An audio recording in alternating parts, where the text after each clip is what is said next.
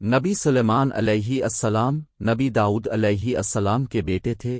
حضرت سلیمان علیہ السلام صرف نبی ہی نہیں تھے بلکہ بہت زیادہ طاقت رکھنے والے بادشاہ بھی تھے۔ اب علیہ السلام نے زمین کے بہت بڑے حصے پر حکومت کی۔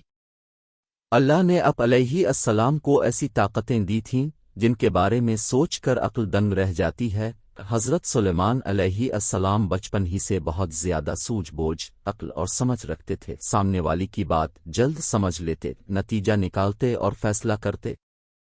ایک مرتبہ اب علیہ السلام نے کم عمری میں اپنی دانائی کی باتوں اور قانون کا اصول بنا کر سب کو چونکا دیا تھا۔ ہوا یوں کہ ایک روز غصے میں بھرے ہوئے دو آدمی حضرت داؤد علیہ السلام کے پاس آئے اور ان میں سے ایک نے کہا، یہ نبی علیہ السلام، میرا غلے سے بھرا ہوا کھیت تھا، اس آدمی کی بھیڑ بکریاں اس میں گھس آئیں اور میری کھڑی فصل تباہ کر گئیں۔ یہ داؤد علیہ السلام نے سارا قصہ سن کر فیصلہ سنایا، چرواہ ہے کہ غلطی سے کسان کا نقصان ہوا، اس لیے وہ اپنی بھیڑ بکریاں کسان کو دے، اس سے اس کا نقصان پورا ہوگا۔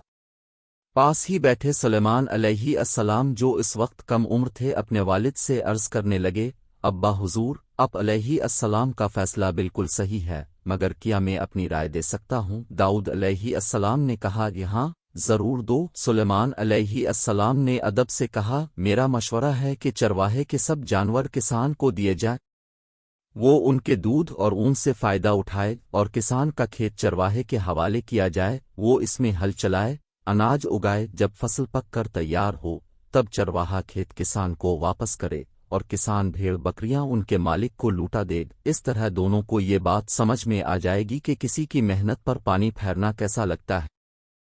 ہمیں نہ صرف اپنی چیزوں کی حفاظت کرنی چاہیے بلکہ دوسروں کی چیزوں کی بھی حفاظت کرنی چاہیے۔